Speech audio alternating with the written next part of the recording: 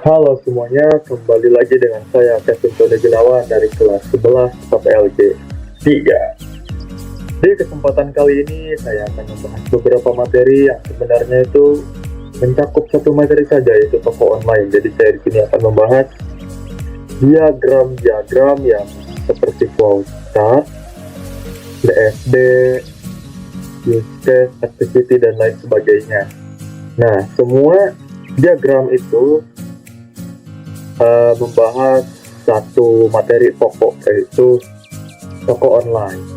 Mari kita saksikan dan kita simak videonya. Oke, kita langsung masuk ke pembahasannya. Jadi, alur dasar sistem toko online dimulai ketika pelanggan membuka aplikasi atau website dan melihat daftar produk yang tersedia. Sistem menampilkan katalog yang berisi gambar, deskripsi, harga, dan juga stok tiap produk. Jika pelanggan tertarik dengan sebuah barang, mereka dapat membuka halaman detail produk untuk melihat informasi lebih lengkap dan menambahkannya ke keranjang belanja. Setelah semua barang yang ingin dibeli masuk ke keranjang, pelanggan melanjutkan ke proses checkout dengan mengisi alamat pengiriman, memilih metode pengiriman, dan juga menentukan metode pembayaran. Sistem kemudian memverifikasi pembayaran tersebut, dan jika dinyatakan berhasil, pesanan akan dicatat serta statusnya berubah menjadi diproses.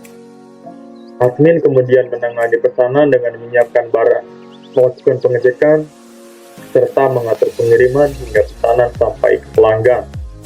Setelah barang diterima, status pesanan berubah menjadi selesai dan pelanggan dapat melihat riwayat transaksi. Selanjutnya kita akan membahas DFD atau Data Flow Diagram. Ya, Data Flow Diagram level 0 atau konteks diagram menggambarkan hubungan antara sistem toko online dengan aktor eksternal seperti pelanggan dan juga admin.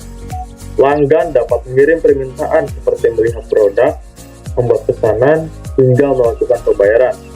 Sedangkan admin mengirimkan data atau instruksi terkait pengelolaan produk dan juga pesanan. Sistem memberikan respon berupa informasi produk, status pesanan, serta laporan yang dibutuhkan.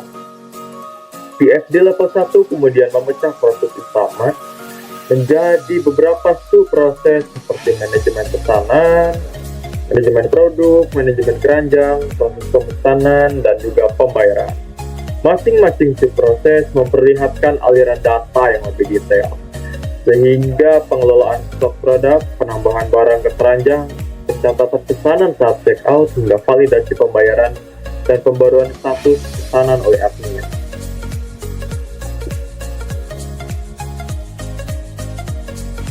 Selanjutnya ada use case diagram.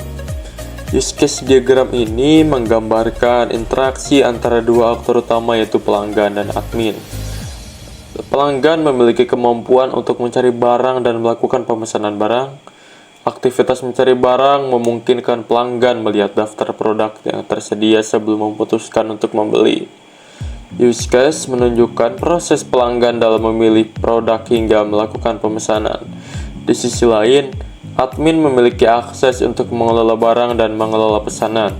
Mengelola barang mencakup aktivitas seperti menambah, mengubah, atau menghapus data produk yang tersedia di toko online. Sementara itu, use case menggambarkan juga tugas admin dalam memantau, memvalidasi, dan memproses pesanan yang dibuat oleh pelanggan. Diagram ini secara keseluruhan menunjukkan bagaimana sistem memfasilitasi kebutuhan pelanggan dalam berbelanja, sekaligus menyediakan fungsi manajemen yang diperlukan oleh admin untuk mengelola produk dan pesanan yang masuk. Selanjutnya yang kami buat adalah kelas diagram. Kelas diagram ini terdiri dari 4 kelas utama, yaitu pelanggan, barang, transaksi, dan juga user, yang saling berhubungan untuk membentuk struktur data pada sistem toko online.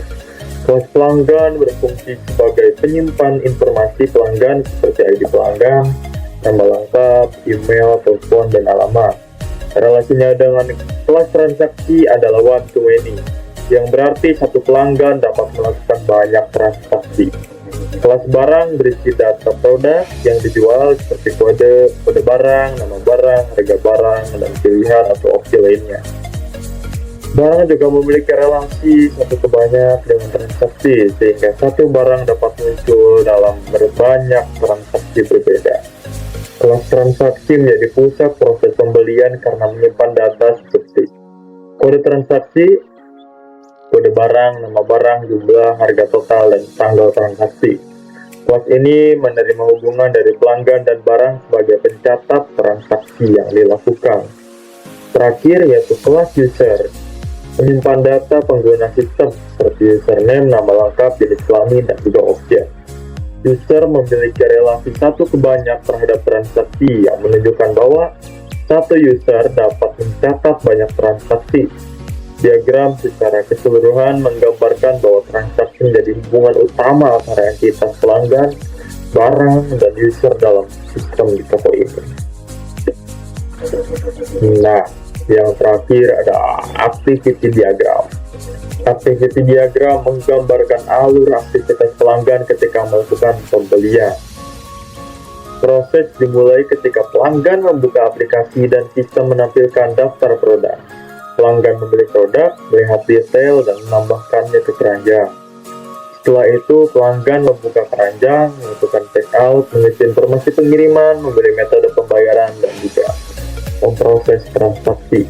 Jika pembayaran berhasil, sistem mencatat pesanan dan menampilkan status pemesanan kepada pelanggan. Activity diagram ini membantu memperjelas urutan aktivitas yang dilakukan pengguna dari awal hingga akhir proses pembelian. Ya, mungkin cukup sekian video yang dapat saya sampaikan. Saya mohon maaf atas segala kekurangan yang saya buat di video kali ini. Mungkin penjelasan yang kurang dapat diterima nalar, diterima akal, atau mungkin cara bicara yang sedikit balelo. Saya mohon maaf. Semoga kesalahan saya bisa menjadi pelajaran oleh rekan-rekan semuanya. Terima kasih.